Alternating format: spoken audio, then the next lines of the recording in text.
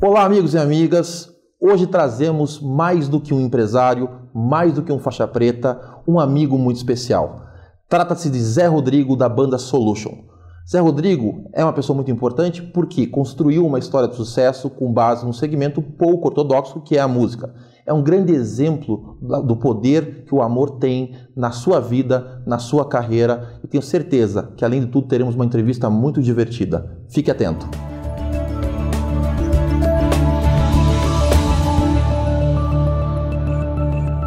Gente, hoje eu estou muito contente porque tenho no estúdio aqui comigo, nosso dojo virtual, Zé Rodrigo, um grande amigo, um popstar, né, Zé? Esteve no Jô Soares, no Faustão, uma pessoa que fez o seu nome na área de música, uma área pouco comum nos padrões habituais em que a gente está acostumado a ver. Zé, é um grande prazer te receber aqui no estúdio. Obrigado, prazer é meu. Obrigado pelo convite. Zé, para a gente começar conversando, eu queria que a gente abordasse um pouquinho, já que nosso tema é a arte marcial aplicada aos negócios, à vida. Você foi, durante muito tempo, meu colega no Kenpo, faixa preta, inclusive nós trouxemos para cá o Kenpo, né, depois que o Kevin nos legou isso. E acho que esse processo, apesar de você não estar mais treinando hoje devido à tua carreira, essa tua experiência como arte marcialista certamente te legou muita coisa, né? O que você enfatizaria nesse primeiro momento como as grandes mensagens que você carrega na sua vida que a arte marcial legou para você? Eu acho que a arte marcial me ensinou, a princípio, também a dizer não, né? Nosso ensino nos dizia isso, que você tem que saber a diferença na vida entre pagar uma cerveja para um cara ou enfiar o dedo no olho dele. Eu acho isso genial, porque isso é uma das grandes lições, porque isso transferido para o mundo dos negócios, o mundo do dia a dia, a rotina da vida mesmo, te ensina a optar pelo que você quer ou não fazer, né? E isso é uma regra simples do mercado, que é posicionamento. A gente aprende a escolher o que é legal para a tua carreira e o que não é, e dizer não também para assim, propostas, às vezes, que te parecem interessantes, mas depois de analisadas, isso o mercado tem muito, né? Você recebe muitas propostas que não são tão interessantes, quando você percebe que você tem autonomia para dizer não quero fazer. E é legal, até porque nós vivenciamos um processo muito intenso, desde o treinamento que recebemos, a disciplina que recebemos, mas também percebemos naquele momento que a vida é feita de escolhas, como você acabou de colocar. E nesse sentido, você também teve que fazer uma escolha quando você escolheu o teu caminho, escolheu o caminho da música, escolheu até deixar a arte marcial, que era uma coisa que era tão importante, e nós tínhamos um projeto muito grande junto. O Zé, naquele momento que ele deixa a arte marcial, nós tínhamos ali mais de 150 alunos juntos. E ele fez uma escolha. Quer dizer, isso é uma questão de disciplina também, né? Como é que é isso na tua vida? Para você ter uma ideia, eu tenho 42 anos hoje e eu nunca me casei. Meus amigos da minha geração são casados, levam uma vida bastante socialmente comum. Não é difícil falar sobre vida comum, mas a minha vida faz parte literalmente de uma opção mesmo. Eu tenho, não porque eu não tenha conhecido pessoas legais, mas é que o meu trabalho realmente cria uma coisa tão específica no meu dia a dia que eu tive que fazer determinadas opções.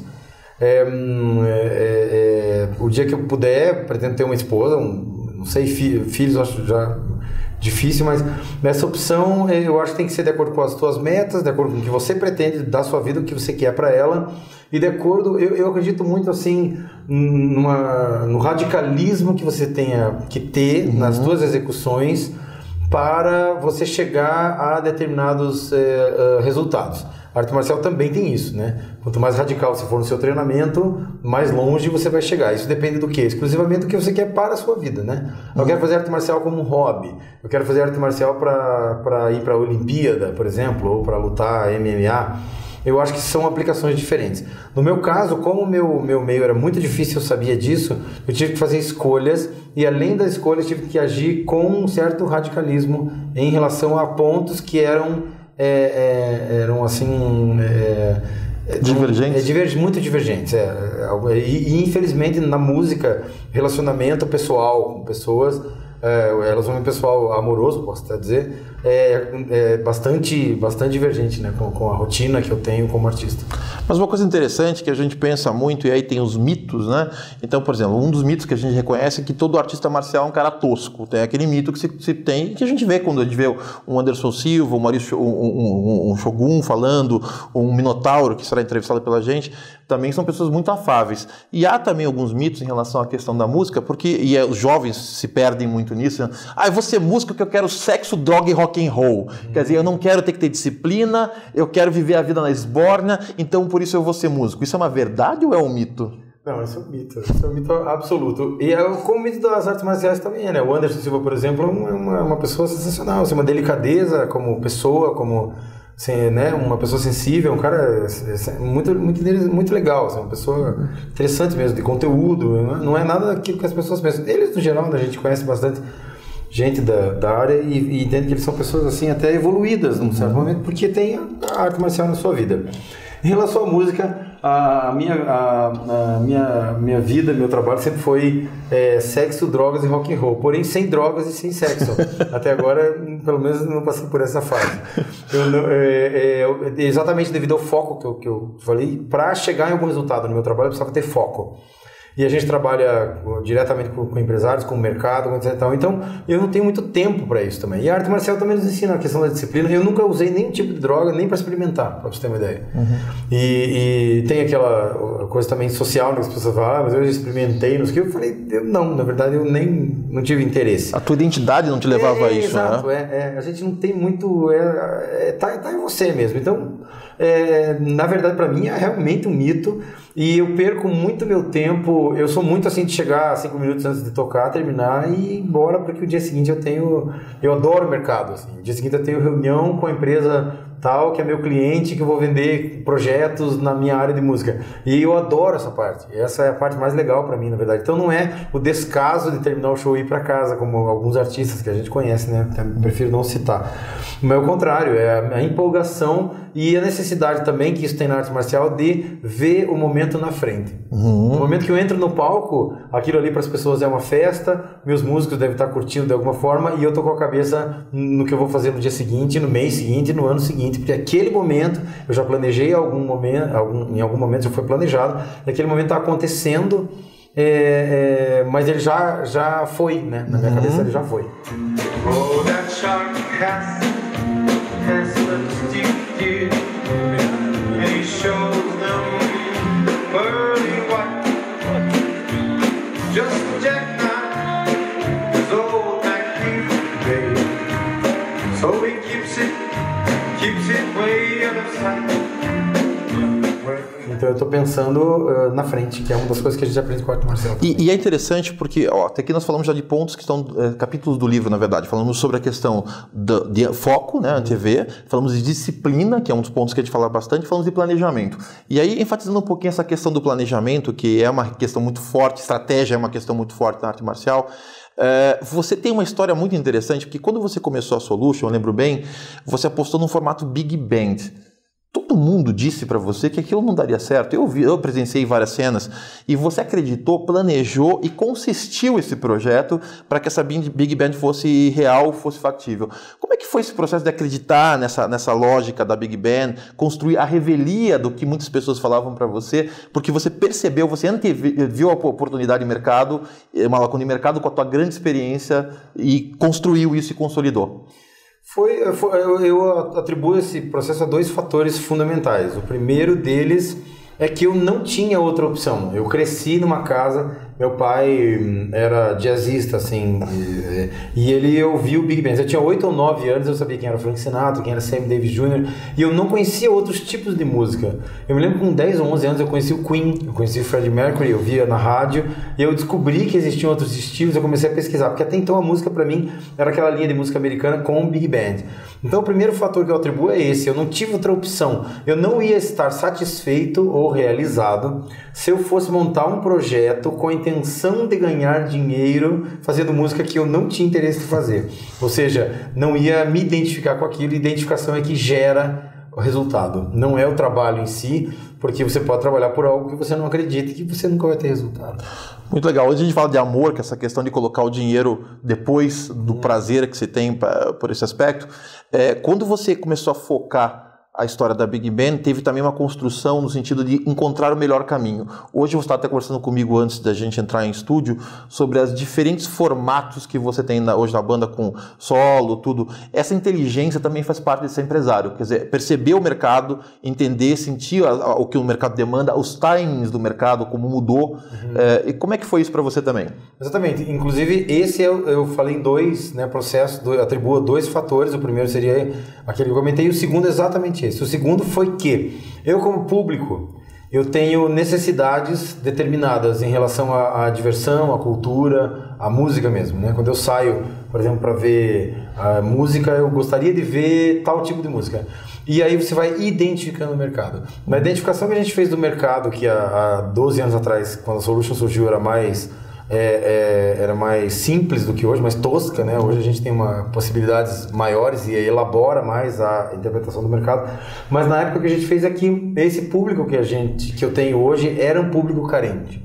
Era um público que não tinha onde ir, era um público que não tinha como consumir esse tipo de música, que era uma música que as pessoas achavam que não existia mais, de alguma forma. Eu acho que interpretar o mercado é um pouco isso também, mas tem muito do particular. Né? Eu interpretei o mercado pelas minhas necessidades como consumidor. E as suas necessidades vêm do teu contexto. E o contexto que você vem da tua história. Então eu acho que todo isso que me transformou num sujeito me deu certos conhecimentos, certas informações e a partir daí minhas necessidades, e essas necessidades me ajudam a interpretar o mercado hoje. E eu acho muito legal, umas coisas que eu gosto muito em vocês, eu sempre admirei muito isso em você, eu guardo muitas coisas que a gente conversou no passado. Vou te mostrar um exemplo que você esqueceu e eu não. A gente conversou uma vez, estava falando sobre o vocalista do Kiss, o quanto ele é um grande negociador. Exato. Porque ele sabe separar o personagem de máscara, de língua cortada, de língua comprida, da vida pessoal. E umas coisas que a gente vê, acho que esse reality show da vida dele mostrou muito claramente, é que ele não tem nem tatuagem, o cara não é aquela imagem fica no palco. Você é um cara que teve uma habilidade, porque a questão do talento, você fala, o cara não tem talento para música. Você tem talento sem dúvida nenhuma, mas eu vejo que pessoas muito mais talentosas que você não deram certo porque não tiveram essa percepção empresarial. Isso faz sentido para você? Faz sentido porque, assim, tem uma frase do Frank Sinatra de 1949, o Bing Crosby era o grande cantor dos anos 40 e 50 nos Estados Unidos. O Frank Sinatra queria ser o Bing Crosby, né? E o Bing Crosby realmente ele era musicalmente, tecnicamente ele era perfeito. E o Sinatra em 1949, já com 19 anos, ele dizia assim: tudo bem, o Bing Crosby é o melhor cantor que a gente tem, mas eu não quero ser o melhor, eu quero ser o maior. Nada me impede de ser o maior. E eu acho que ele conseguiu, né? Conseguiu ser Frank Sinatra. E eu acho a mesma coisa, eu concordo com você exatamente no raciocínio, tenho consciência disso. Eu tenho uma frase que eu costumo usar de brincadeira, que é: você sabe quantos cantores são melhores do que eu? Todos. O que importa é exatamente o contexto que a gente aplicou. Tem uma amiga minha, que é amiga tua também de muitos anos, que diz assim, se o Zé Rodrigo fosse tão romântico na vida real quanto ele é no palco, ele estaria feito na vida. E é uma piada muito interessante, porque na verdade eu sou um cara, não é que não seja romântico, mas é que eu tenho uma abordagem um pouco mais prática da vida, claro, exatamente por sermos, né, gente de negócios, e a gente tem uma abordagem que inevitavelmente acaba passando pro teu dia a dia. Então, obviamente, não deixa de amar ninguém, não deixa de ser romântico, não deixa de valorizar, eventualmente, o dia que tiver uma esposa, por exemplo, vou tratá-la como deve ser tratada, é claro, mas a nossa abordagem é um pouco diferente mesmo. E ela tem razão, é uma piada bem colocada, porque lá no palco, o Sinatra dizia, os cantores são apenas contadores de histórias, né? A letra está escrita ali, vai lá e leia para eles. Então eu acho que isso, que o talento, a possibilidade não está necessariamente, o talento não é técnico. Sim, essa é a grande vantagem. E tem uma coisa que eu valorizei muito, eu acompanho, como eu falei, eu gosto de estudar as pessoas que te geram sucesso e tirar lições importantes. E uma das coisas que eu analisei também em você, veja bem, você foi tão pragmático, quer dizer, nós vamos falar de amor, que é uma questão da escolha a partir do coração da música, que é uma essência do amor. Mas olha que interessante, o Zé Rodrigo começou como baterista e era um dos grandes bateristas da cidade, era reconhecido. Em dado momento ele percebe a fragilidade que isso lhe causava, porque fora o Phil Collins, e que mesmo ele teve que escolher uma opção, um baterista não é o primeiro da banda, ele é a cozinha. Então você faz uma escolha e até hoje estuda guitarra, né, Zé? Você tem aula de guitarra. Como é que foi essa mudança para você, pragmática, né? A gente tá também identificando essas necessidades. As pessoas iam assistir a banda e a gente começou a entender o que acontecia de fora mesmo. As pessoas iam assistir a banda e o Phil Collins mesmo é o Phil Collins, né? Quantos Phil Collins existem, né? No mundo, assim. Hoje eu acabei conhecendo bem, ficando amigo dos casos do Roupa Nova, por exemplo. O Serginho é uma referência no Brasil inteiro, porque ele toca bateria e canta e conseguiu conciliar as duas coisas.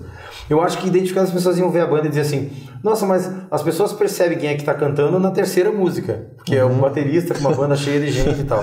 Então, infelizmente, a gente entendeu que havia necessidades que eram mais sérias do que meu desejo ali dentro da estrutura. E que eu teria um produto melhor, já que eu estava tendo o privilégio de poder fazer a música que eu gostava de fazer e as pessoas estavam aceitando aquilo, eu sabia que teria algumas entregas, né, para fazer. Então, eu deixei aquilo acontecer como parte do processo. Eu falei, não, eu acho que se uma coisa funciona no formato em que ela existe, muito que bem. Senão você tem que adaptar ela ao mercado. Eu acho que todo produto e toda empresa de respeito no mercado que conseguiu ter longevidade fez isso. A gente vê isso em exemplos diários. E o meu caso não é diferente. Eu acho que a diferença disso foi aprender a tratar a arte, que é uma coisa que isso estava resolvido. A parte musical e a parte artística estava resolvida. Eu já fazia o que eu gostava de fazer. Então eu falei, já que nisso eu já não tenho conflitos, então eu vou fazer o seguinte, eu vou passar a tratar isso então como um produto, porque agora eu tenho autonomia sentimental também para tratar como um produto. Muito legal. E aí a gente começa a perceber também, como eu tenho comentado, que são 10 temas, 10 pilares que eu estabeleço na busca da vitória e eles se permeiam, né? E a gente percebe também, aí isso é uma coisa muito bacana, ser músico, que é uma coisa que emana do coração, exige uma disciplina bárbara. Tanto uma disciplina no sentido do treinamento, como o arte marcialista tem. O Funakoshi dizia que o karatê não acontece antes dos 10 mil socos e 10 mil chutes, né? E a música, que ela é uma manifestação talvez até intuitiva a certo ponto, mas sem a disciplina você não tem um fundamento para ter essa aplicação, para essa apresentação da tua essência. É verdade isso? É verdade. Quando eu resolvi largar do meu instrumento original, que era a bateria, que é um instrumento que você toca desde criança, obviamente você vai ter uma desenvoltura melhor, e você tem mais referência. Eu fui tocar guitarra no formato, e não sou guitarrista. O meu objetivo era tocar guitarra como outra coisa que só te dá a condição, né, de vencer nos negócios. Só tem uma coisa que te dá, preparo. Então eu não fui tocar guitarra porque tinha necessidade, era o contrário. Eu fui tocar guitarra porque eu passei a ser um cantor e seria útil um instrumento de harmonia para eu poder me acompanhar quando eu precisasse. Até a presença de palco, né? Exato. Hoje no show novo eu tenho 10 guitarras em casa. Hoje a gente troca 4 ou 5 no show e é uma coisa que faz parte do todo. Eu tenho aula de guitarra até hoje, porque eu comecei a tocar o instrumento com, sei lá, 30 e poucos anos de idade. Então hoje meu tempo é diferente, né? Eu já não tenho o tempo que eu tinha quando eu tinha 13 anos para ficar sentado na bateria. Então o que acontece? Eu pensei, eu vou tentar ter o mesmo grau de absorção de informação, porém dentro da minha realidade. Porque senão você se atropela. Então, para isso eu pensei, eu hoje continuo tendo aulas de guitarra periodicamente e continuo estudando quando dá, vou viajar, levo guitarra para hotel, etc e tal, mesmo sabendo que para me tornar um guitarrista de verdade mesmo, eu precisaria ter 10 vezes mais horas do que isso, 10 vezes mais estudo, 10 vezes mais... Muito legal. Também um ponto importante que é a resiliência, que a gente fala tanto. Veja, você teve um desprendimento aí na hora de fazer essa troca, e um dos pontos que eu falo muito sobre a diferença da visão oriental para ocidental é que a gente busca no Ocidente muita perfeição. E a perfeição não é um mito. Porque a gente fala, a palavra perfeição, inclusive, vem do latim perfecto, né? Que é aquilo que está pronto, aquilo que é definitivo, e a gente nunca está pronto. Agora, isso não te impediu de buscar ser uma pessoa excelente. Porque aí a visão oriental fala da excelência, que é buscar ser hoje melhor do que ontem e amanhã melhor do que hoje.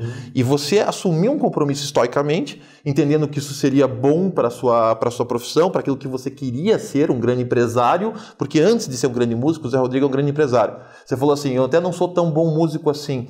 E nesse ponto eu concordo com a tua colocação, porque eu vejo assim, você um cara que teve habilidade, não que ele seja um músico fraco, não é, mas teve habilidade de encontrar o melhor dos mundos.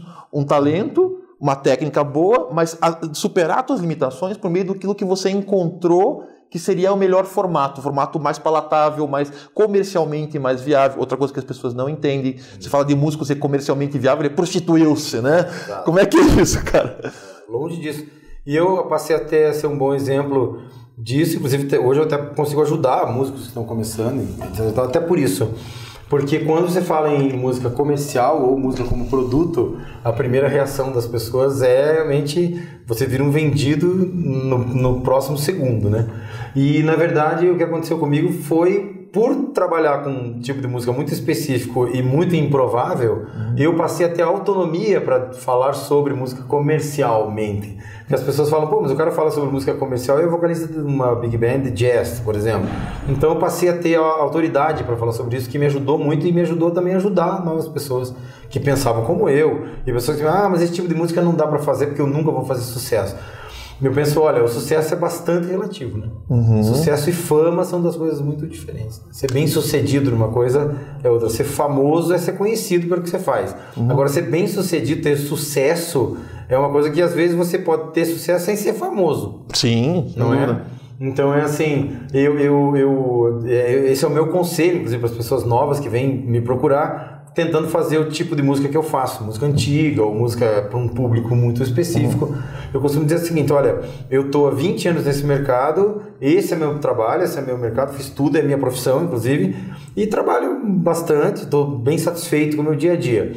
Essa música é uma música que provavelmente não iria me deixar famoso, porque não é uma música popular, não é uma música que tem apelo de quantidade de público. Tá. Mas eu trabalho com qualidade de público. E arte marcial também é isso. Isso, né? Verdade. Arte marcial também. Eu até ia comentar daí, já entrando na questão do amor, que é o tema que eu para qual eu chamei. Apesar que tudo que você falou aqui tem a ver com amor, fazer bem feito, fazer com amor. Mas você tem uma característica muito particular. Eu sempre brincava que quando o Zé Rodrigo parou da aula de Kempo, tecnicamente, eu sempre achei o Zé um bom lutador, mas não um soberbo. Só que a gente perdeu no Kempo, quando ele largou o Kempo por causa da sua profissão, uma coisa única que você tinha. Você era o melhor relações públicas que a gente poderia ter. Enquanto sensei, o Zé Rodrigo era um cara que as pessoas se apaixonavam por ele. E literalmente, quantas vezes a gente viu meninas, Zé Rodrigo. E porque ele tinha tem um carisma único e é um cara que consegue tratar essa questão tudo com muito amor. Você foi, e aí eu vou te fazer algumas referências. Você foi um professor de inglês em que as pessoas se apaixonavam. Você foi um sensei que as pessoas se apaixonavam. E eu sempre segui até, é engraçado assim, eu falava, puxa, tecnicamente eu sei que eu sou mais forte que o Zé Rodrigo, mas eu tenho tanto para aprender com ele enquanto relações humanas, e aprendi, inclusive. E esse amor, cara, essa emanação desse amor, ele é fundamental para ser um bom profissional, para ser um grande executivo e um grande profissional no sentido até técnico, no virtuosismo daquilo que você apresenta. Ele é fundamental, ele é o pino básico da construção dessa construção. Eu, por exemplo, eu sabia que eu não tinha nascido para ser atleta. E o que me manteve na arte marcial foi o amor pela arte marcial mesmo. Eu insisti nisso e a música funciona da mesma maneira. Eu acho que quando você gosta... Tudo que eu fiz na vida, eu fiz exatamente por gostar. E quando você gosta, você também recalcula o teu grau de insistência. Né? Coisas que uma pessoa normal, ou que não gostasse tanto quanto eu gostava da arte marcial, por exemplo, é chegar na minha condição e falar, não, isso aqui não é pra mim. Porque eu não era atleta, eu tinha 100 e poucos quilos, 135 quilos, e daí fiz redução do estômago e tal. E aí, então, o meu perfil de sujeito não era o perfil do atleta. Mas eu me apaixonei tanto por aquilo que eu passei a insistir. E a gasolina disso é o amor mesmo, é o amor que você tem por aquilo. E o sensei, na essência da palavra, é aquele que ensina. Não é? Exato. Então a gente sabe disso, quanto a gente já aprendeu com faixas brancas, né, e amarelas, e pessoas que estão começando, às vezes nos ensinam mais do que as pessoas que chegam botando banco na tua academia porque estão com uma faixinha marrom na cintura. E às vezes o cara que é faixa branca ali, às vezes fala assim, sensei, faz uma pergunta, às vezes, para você. Que abre a mente, né? E fala assim, nossa, eu nunca tinha pensado nisso. Então, ele também, nesse momento, ele é o teu sensei, né? Ele é o cara que... Muito bom, e aí isso me abre duas questões importantes.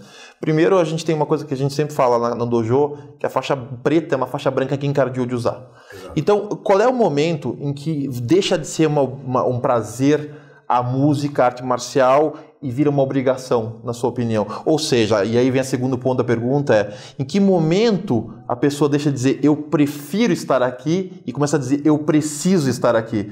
Porque a grande maioria das pessoas diz, amanhã é segunda-feira, eu preciso trabalhar. Né? E não eu prefiro trabalhar. Como é que a gente lida? Até que ponto o amor está por trás dessa questão de preferir fazer aquilo? É aí que o amor ele não pode ser platônico nessa questão. Ele tem que ser um amor absolutamente consciente. Porque aí você consegue unir a questão do amor com a questão profissional. Que aí eu vou insistir de novo em posicionamento. O que me colocou no mercado, no meu mercado e modéstia à parte como líder do meu mercado hoje, são as coisas que eu não fiz. São as coisas que eu deixei de fazer. São as coisas que eu falei, não, isso aqui eu não vou fazer porque pensando lá na frente, etc e tal. E aí você vai... Já perdi muito com isso, perdi dinheiro, perdi oportunidade. Tinha momentos que eu precisava daquilo e optei por não fazer. E em um momento eu abri a turnê brasileira do B.B. King, né? O B.B. King veio fazer shows do Brasil e com a Solution Orchestra, a minha banda, a gente abriu os shows.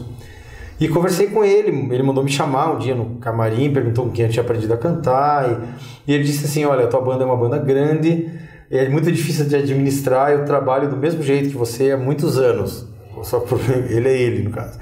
Mas ele me deu um conselho que ficou como regra da minha vida, ele falou, se você perder a alegria, pare. Ele falou. E é por isso que ele está com 87 anos, completados nesse ano, continua tocando. Porque se essa lição veio dele, é porque era a lição referência da carreira dele, né? Eu entendi perfeitamente, obviamente anotei na minha agendinha ali, modestamente, e passei a usar, porque se serve para o B.B. King, que é o rei do blues, tem que servir para mais gente, né? E serve mesmo, porque eu acho que essa é a melhor maneira, se perder a alegria, pare, é a melhor maneira de equilibrar o amor que você tem pelo que você faz, e o ímpeto com que você faz aquilo, com inclusive a parte comercial da coisa. Eu vejo muito isso, a gente vê isso tanto em arte marcial quanto em música, pessoas que estão ali, poderiam estar trabalhando em qualquer empresa, em qualquer escritório, sentados numa mesa do mesmo jeito, porque eu estar reclamando do mesmo jeito. Eu vejo gente reclamando o tempo inteiro e dá vontade de chacoalhar o cara e falar assim, meu Deus do céu, eu tenho um álbum, no meu Facebook tem um álbum de fotos que são as fotos do meu trabalho nesses 20 anos. E o título do álbum é A Melhor Profissão do Mundo.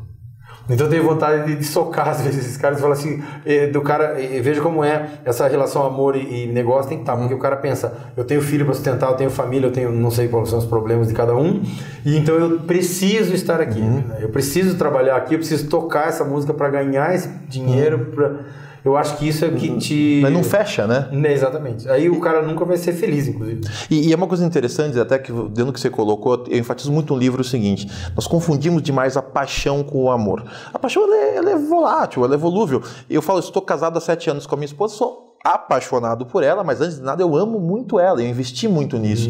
Então, quando a gente pensa em amor e paixão, e a arte tem muito disso, tem que estar apaixonado.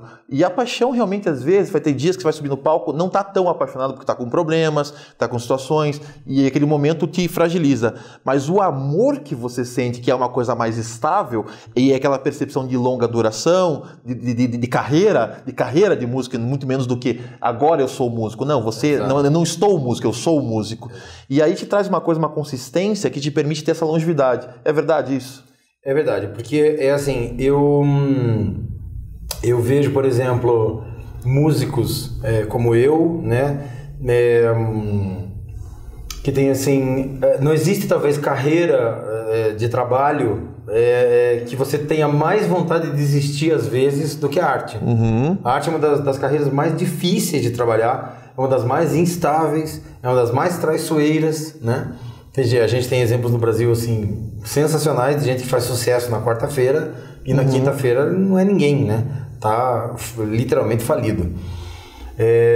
Então eu penso assim, desistir é só o amor que você tem por aquilo é igual a um relacionamento, exatamente igual ao relacionamento que você tem que ter com a tua profissão. E tem gente que realmente não tem esse tipo de relacionamento, né? Relacionamento que você tem, sou casado há tantos anos, tenho minha esposa, mas o relacionamento também traz esses altos e baixos.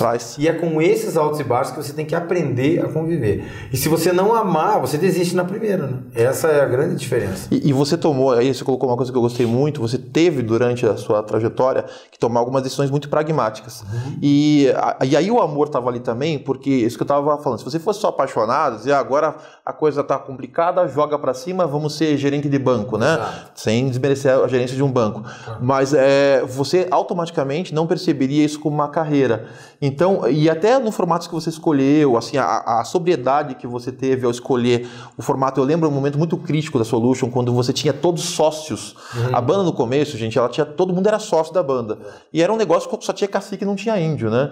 E dado momento você escolhe transformar isso num negócio mais administrável e rompe com isso. Ali também foi uma prova de fogo, não foi se eu continuo com isso, para onde eu vou, o que eu quero para mim, o que eu quero para o meu grupo, como é que você lidou com isso? Tanto que hoje a grande dificuldade desse momento exclusivamente na minha vida é dividir as pessoas que me apoiaram na época ou não, porque foram pessoas que entenderam como uma atitude exclusivamente profissional. E as pessoas a pessoa que não entendeu isso como exclusivamente profissional misturou tudo, inclusive, e daí falou, não, porque o cara toma decisões, ele abandonou pessoas, etc. Então, não, tem pessoas desse grupo que inclusive falo com eles até hoje, são meus amigos até hoje, mas são pessoas que olharam e falaram, não, vá porque vai ser melhor para você.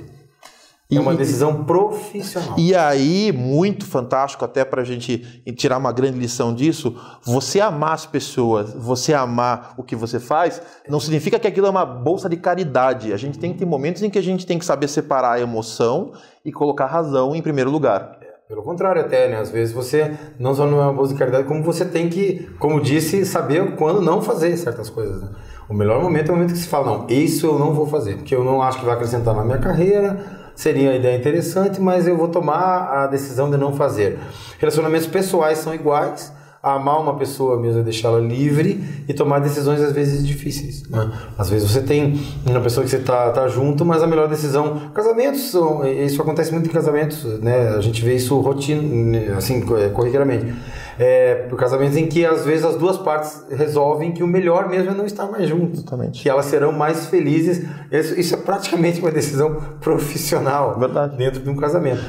E se o cara não for casado com a sua própria profissão, ele não tem autonomia para fazer isso. Ele pensa na profissão como dinheiro, ele pensa na profissão como amor. Eu acho que na música e na arte, o que eu encontro, e aí eu acho que é um dos meus segredos, né, de sucesso no trabalho, é exatamente porque eu só encontro no meu dia a dia gente que ou tem preferência pelo dinheiro dentro da música ou pela arte. E não encontro gente que consegue conciliar as duas coisas, que na verdade é a única coisa que presta mesmo. Então as pessoas, eu costumo dizer isso, até amigos meus são músicos, eu vou desistir do que eu faço e vou montar uma banda da modinha, seja ela qual for, que esteja tocando nas rádios. Não vai adiantar nada. Porque ele não está conciliando as duas coisas. Eu vou tocar a música tal, porque a música tal é moda, e isso vai me dar dinheiro. Em 6 meses ele vai ter o bolso cheio e vai estar querendo se suicidar. Essa é a verdade. Eu tenho uma percepção disso, até citei recentemente numa palestra, que uma das frases mais conhecidas de um homem ligeiramente sábio foi: ame ao próximo como a ti mesmo. Só que as pessoas não percebem nessa frase uma pegadinha muito singela. O teu amor pelo teu próximo nunca vai ser maior que o teu amor por ti mesmo. Ou seja, a menos que você se ame, a menos que você ame o que você faz, será impossível você amar o próximo intensamente. Então, um profissional bem realizado, percebe-se nessas entrevistas, é uma pessoa que aprendeu a amar o que faz, aprendeu a amar a própria profissão, e não é fácil. A gente brinca muito, você me falava, assim, as meninas perguntavam para ele, com o que você trabalha? Não trabalho, eu sou músico. Exato. Então não é fácil se amar como músico, você aprendeu, né, Zé? Você faz, eu sou músico. Que legal, você também trabalha. Isso é verdade. Eu uso uma frase também nas minhas lemas de trabalho e de convivência também com pessoas, que a vida é igual acidente de avião, né? Você tem que primeiro colocar a máscara em você, porque senão você não consegue ajudar os que estão em volta. Eu levei isso como regra da minha vida mesmo, então isso é prioritário mesmo. E com isso já foram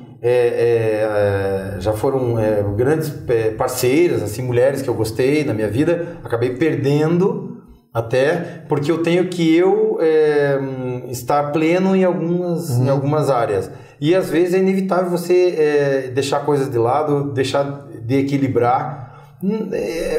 A zona de conforto é a zona mais perigosa. Fácil. Mas é mais perigosa e também. É mais perigosa. E meu trabalho, por exemplo, a área que eu já escolhi já não pode ter zona de conforto. Se eu tirar 2 semanas de férias, eu já perco gente, dinheiro, público, estar com a cara na mídia. Não tem como ter zona de conforto. Isso, na verdade, é a melhor coisa que um empresário pode ter.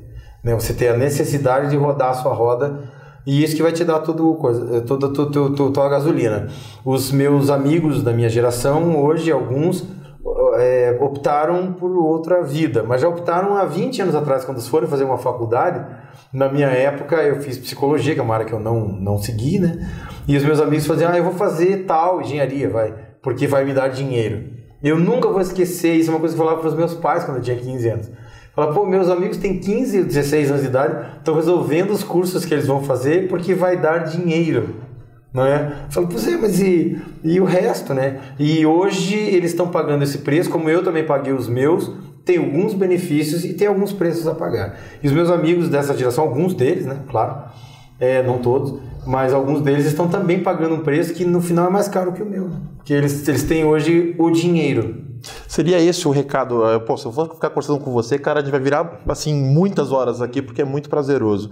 Seria esse o grande recado que você deixaria para esse público? Se você tivesse que sintetizar tudo isso que a gente conversou num recado, que conselho você daria para as pessoas que nos assistem? O mesmo conselho que meu pai me dava. Meu pai morreu há alguns anos e foi uma pessoa importante na minha formação, assim como sujeito. Ele dizia assim, meu filho, se você for um bom ladrão, você vai roubar tanto dinheiro que as pessoas não vão te pegar. Então não importa o que você faça da vida. Se você fizer bem alguma coisa, você pode trabalhar em qualquer área. Só que o segredo para fazer algo bem é que aquilo seja maior do que você, né? Que você não tenha outra opção na vida. Não é você escolher uma profissão. Que eu achava um absurdo quando eu era jovem e fui entrar na faculdade. Como as pessoas escolhiam as profissões. Na verdade, só funciona quando a tua profissão escolhe você. Que legal. Quer dizer, gente, o que a gente tira daqui? Primeiro, Zé, muito obrigado pela tua presença. Foi realmente divertidíssimo. E a gente percebe que a essência da vida é amar o que se faz. O Zé pagou um grande preço pelas escolhas que fez, mas ele optou por pagar por meio do amor lá no começo. E hoje ele colhe os frutos disso. Se você não paga o preço no começo por falta de amor, ou até por não entender aquilo, só pensar muito no dinheiro ou só muito no amor, você não tem esse discernimento, acaba que no futuro você paga um preço muito elevado. Gente, foi um grande prazer estar com vocês. Hoje saio daqui mais sábio e eternizo esse momento com esse grande amigo que também é um grande faixa preta.